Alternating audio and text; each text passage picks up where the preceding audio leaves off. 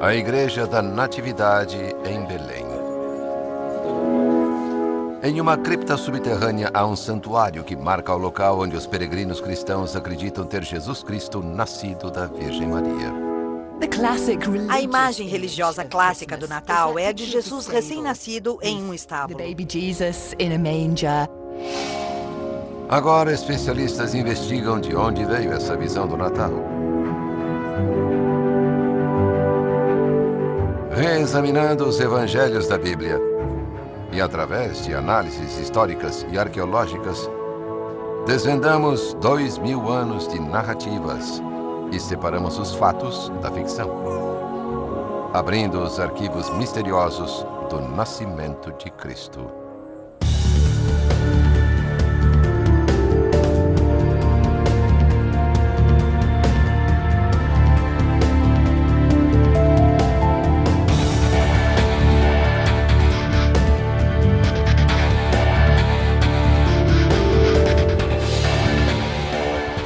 Arquivos Confidenciais, o nascimento de Jesus.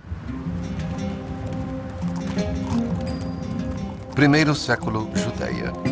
José está viajando com sua esposa grávida Maria de Nazaré para Belém.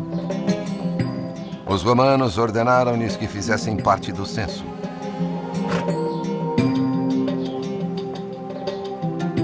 Eles se abrigam em um estábulo de uma hospedaria lotada, onde Jesus nasce e é colocado em uma manjedoura, observado por um boi e o jumento fiel.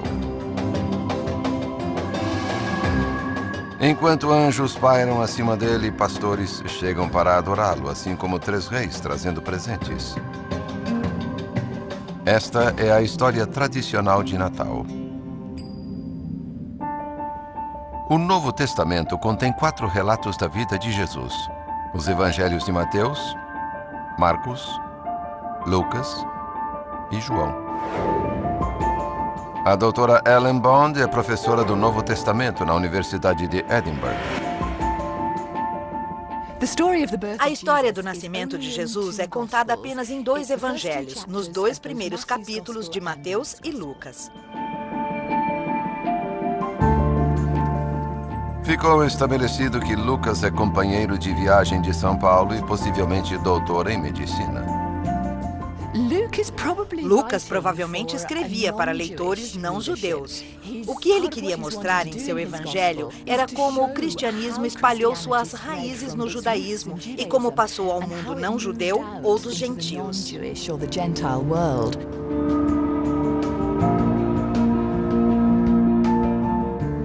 O relato de Mateus é considerado ter sido escrito para os primeiros crentes judeus na divindade de Jesus. Tradicionalmente, disse que ele foi um dos discípulos de Jesus e ligado a Mateus, o coletor de impostos. Os evangelhos de Mateus e Lucas formam a base da cena da natividade em família. Mas eles concordam em poucos detalhes.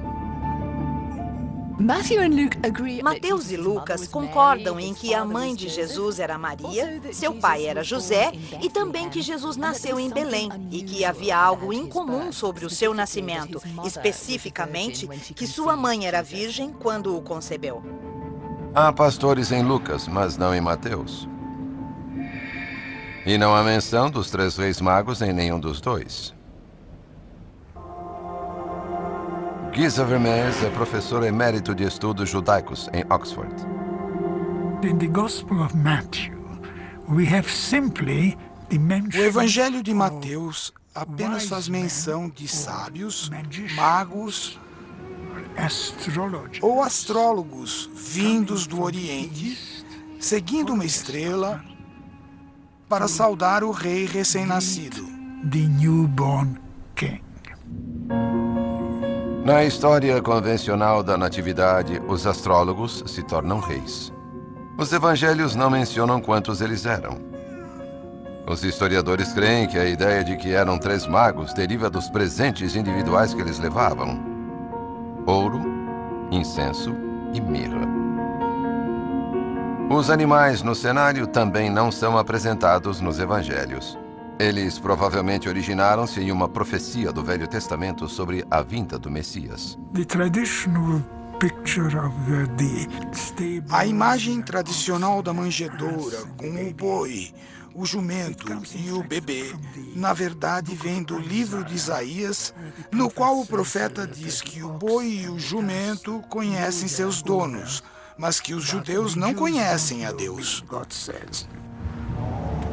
Outra parte importante da narrativa de Natal, a jornada de Nazaré a Belém, é encontrada apenas em um evangelho. Lucas fala de um censo que foi ordenado por Augusto e feito pelo emissário da Síria, que se chamava Quirino. Sabemos que esse censo foi um fato histórico, feito quando a Judéia se tornou uma província de Roma. Lucas descreve como o censo exige o costume incomum e improvável de voltar ao local de nascimento de seus ancestrais.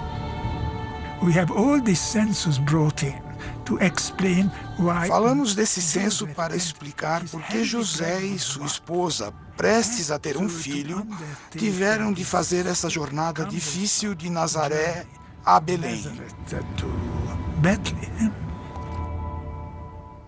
De acordo com o Evangelho de Lucas, José é da família do rei Davi.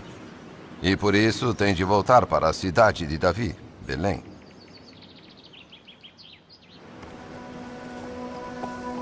Mateus não cita jornada alguma, mas concorda que Jesus nasceu em Belém. É em Lucas que encontramos a história familiar da chegada em Belém, onde não há lugar na hospedaria. Mas Lucas não faz menção do estábulo retratado em quase todas as cenas da Natividade. O arqueólogo Shimon Gibson é especialista da Terra Santa no primeiro século da Era Cristã. Ele acredita que essa aldeia do segundo século antes da Era Cristã próxima a Jerusalém detém indícios de que as referências à hospedaria tiveram erros de tradução. No primeiro século, visitantes de uma dada aldeia ou cidade pequena eram acomodados em uma casa designada para esses visitantes, que não tinham parentes nessas aldeias ou cidades. Neste caso, na chegada de José e Maria a Belém, eles foram convidados a ficar em uma das casas da aldeia. A palavra grega que Lucas usava, katalima, pode ser traduzida como quarto de hóspedes, e não hospedaria no sentido de estadia paga. Lucas escreve que Maria envolveu Jesus em cobertores e o acomodou em uma manjedoura. Mas o professor Gibson acredita que a manjedoura em Lucas também foi mal interpretada. Esse é o típico andar térreo de uma casa do primeiro ou segundo séculos antes de Cristo, em uma aldeia nos arredores de Jerusalém.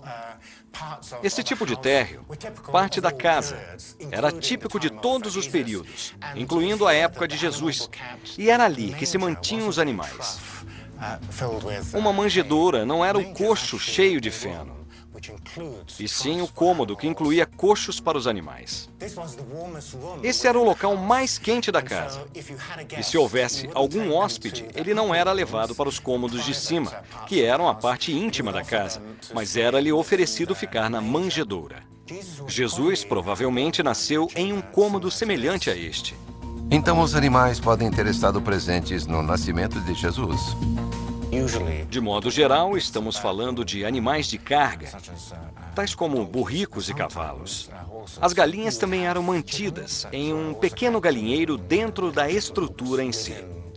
Ovelhas e cabritos eram sempre mantidos do lado de fora, encercados para eles. A arqueologia coloca o burrico de volta na imagem. Outra característica recorrente nas imagens religiosas da Natividade são anjos pairando sobre a cena. Somente Lucas tem anjos em seu relato. Os anjos aparecem para os pastores e é por meio de uma mensagem angélica que eles ficam sabendo sobre Jesus. Não há indicação de que eles seguem os pastores até a manjedoura, embora claramente isso seja parte da imagem que as pessoas têm em suas mentes. Os pastores de Lucas são importantes na história tradicional de Natal, mas o professor Giza Vermes acredita que as referências a pastores descartem uma data de dezembro para o nascimento de Jesus. Os pastores, mesmo em Belém, não mantinham suas ovelhas nos campos à noite no inverno, mas em vários abrigos. Na verdade, os primeiros cristãos celebravam o nascimento em 21 de abril ou 20 de maio. Somente mais tarde, a data passou a ser 25 de dezembro. A data do nascimento de Jesus é uma instituição cristã do quarto século. 25 de dezembro foi escolhido porque no mundo romano era um festival, o Festival do Sol.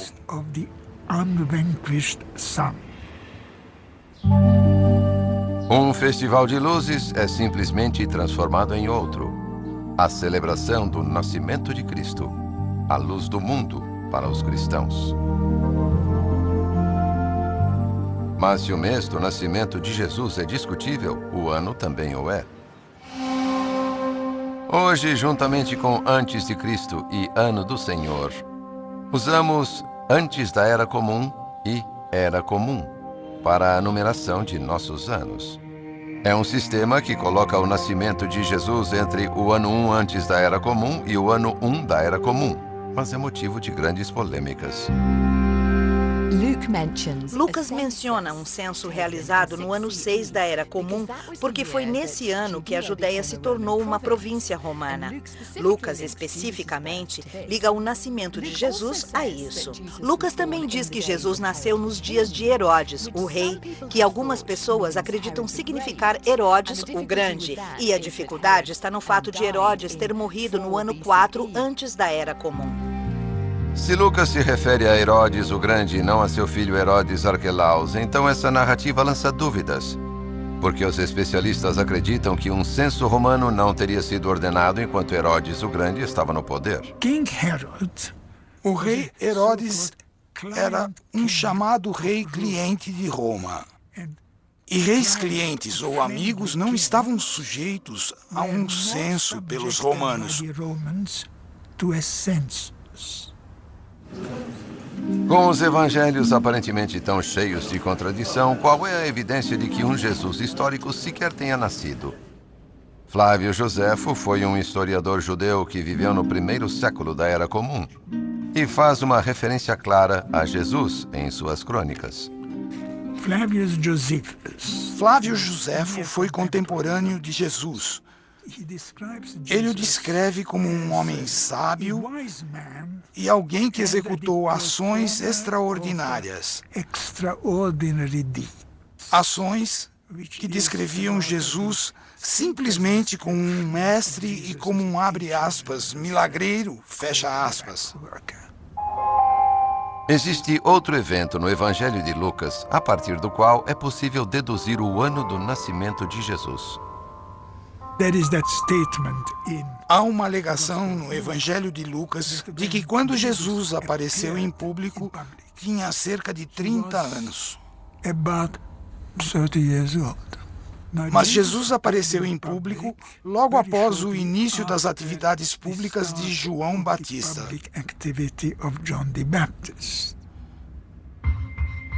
De acordo com Lucas, João Batista aparece no 15º ano do imperador romano Tibério, no ano 29 da Era Comum. Então, se Jesus tinha 30 anos em 29 da Era Comum, isso sugere o ano 1 antes da Era Comum como uma possível data de nascimento. Jesus precisaria ter pelo menos 3 anos de idade para ter vivido na época de Herodes o Grande, ou ser 7 anos mais novo para ser submetido ao censo romano. Portanto, é evidente, no mínimo, uma década de discrepâncias nas versões conflitantes de Lucas. Seja qual for o ano de nascimento de Jesus, que Mateus e Lucas determinam ser em Belém, corrobora outra profecia do Velho Testamento, desta vez encontrada no livro de Miqueias. Mas tu, Belém Efrata, que és pequena para estar entre os milhares de Judá, De ti virá para mim aquele que governará Israel.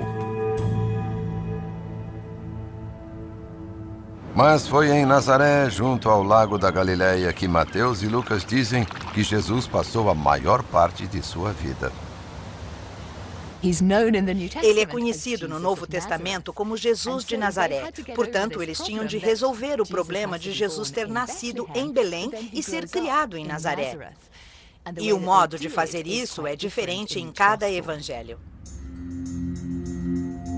Mateus escreve sobre a fuga da Sagrada Família do Egito para escapar do expurgo dos recém-nascidos por ordem de Herodes, conduzido para eliminar o menino Jesus, visto pelo rei como uma futura ameaça ao trono. Com a morte de Herodes, a família muda-se para Nazaré. Lucas afirma que Maria e José viviam em Nazaré mesmo antes do nascimento de Jesus. Tanto Mateus quanto Lucas falam sobre a concepção virginal de Jesus por Maria, mas a forma como a descrevem é bem diferente.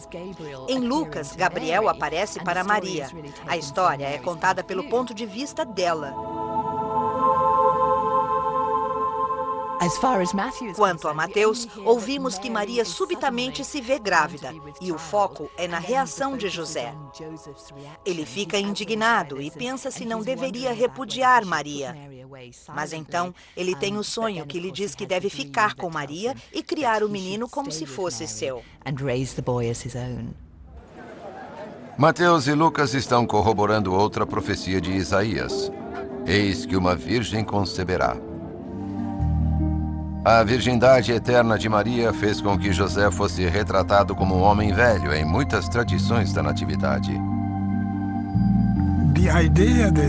A ideia de que José era um velho casado com uma jovem tenta explicar por que Maria permaneceu virgem após o nascimento de Jesus.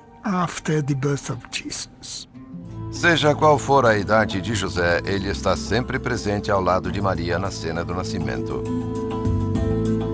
Mas a realidade teria sido bem diferente. O nascimento em uma família judia no primeiro século permitia que somente as mulheres da família estivessem presentes com a parteira. No judaísmo do primeiro século, muitas questões relativas ao corpo eram consideradas espiritualmente maculadas, e essas impurezas poderiam espalhar-se se não fossem adotadas observâncias religiosas e rituais. O livro de Levíticos, do Velho Testamento, adota as regras claras de pureza em torno do nascimento. Descobertas arqueológicas em Jerusalém demonstram como eram severas as leis de purificação daquele período em partes da Terra Santa. Afinal, Jerusalém era a cidade de Deus. E para estar perto da casa de Deus, era preciso estar tão puro quanto possível. Como hoje no judaísmo, um banho especial era usado para limpeza espiritual. Todas as casas judaicas no primeiro século tinham um mikvah, uma piscina ritual para práticas de purificação. Em termos de Maria, que deu à luz Jesus, a base eram leis de pureza que existiam na época, quando os homens não poderiam estar presentes. Enquanto Maria passava pelos rituais de purificação, os homens não podiam ter acesso ao cômodo onde havia o banho, nem para ter contato direto com o bebê.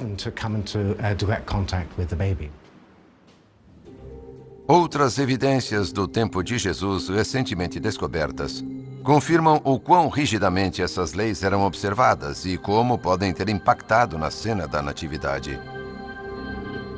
Os manuscritos do Mar Morto são uma coleção única de textos descobertos no final da década de 1940 em cavernas próximas ao Mar Morto. O teólogo James Charlesworth os investigou, utilizando uma nova tecnologia que permite decifrar textos antes ininteligíveis. Um fragmento em particular atraiu a sua atenção. Neste manuscrito temos uma lei de pureza intensificada. Ela diz que uma mulher impura, tendo ido a uma casa, tornará impura também essa casa. Podemos dizer que nos tempos de Jesus, naquela época da história, os judeus punham mais ênfase na pureza.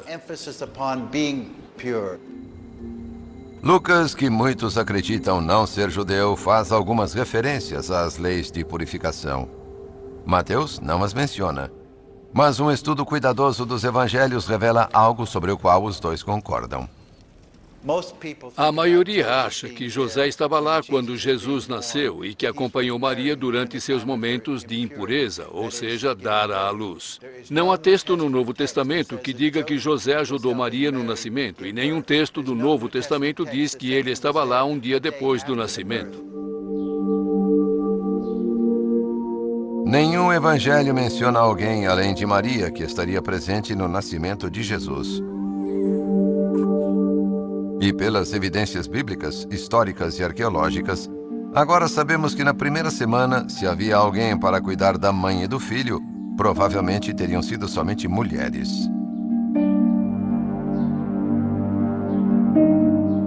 Hoje, estudiosos acham que a razão por que os dois evangelhos variam tanto na realidade provável do nascimento de Jesus é que nem Mateus nem Lucas eram associados a ele. Lucas e Mateus escreveram provavelmente nos anos 80 ou 90 do primeiro século. Na verdade, não fazemos ideia de quem seja Lucas. Detalhes da vida de Mateus são igualmente vagos. A maioria das pessoas hoje não acredita que ele tenha testemunhado os eventos. Não acho necessário que os cristãos acreditem em cada detalhe da história da Natividade. Não acho que se deve acreditar que todos os detalhes são históricos. Mas creio que é a teologia dessas histórias que é importante e que é o que os autores antigos tentam passar. O que Mateus está fazendo aqui é escrever para pessoas que se tornaram cristãs depois de serem judias. Por isso, elas estão bem cientes dos textos do Velho Testamento. Estão esperando um Cristo, e Mateus está assegurando a elas que tudo sobre Jesus foi previsto no Velho Testamento.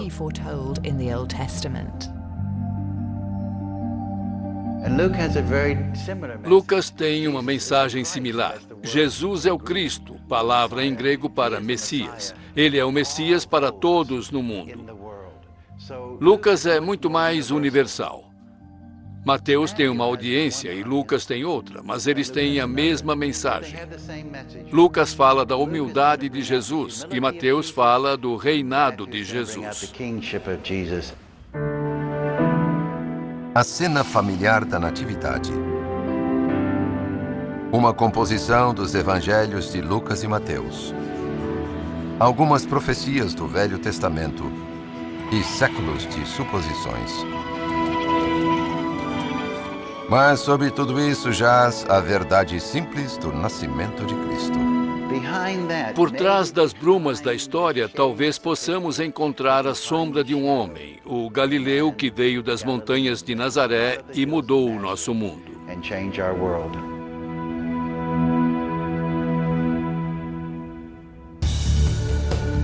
Versão Marshmallow São Paulo.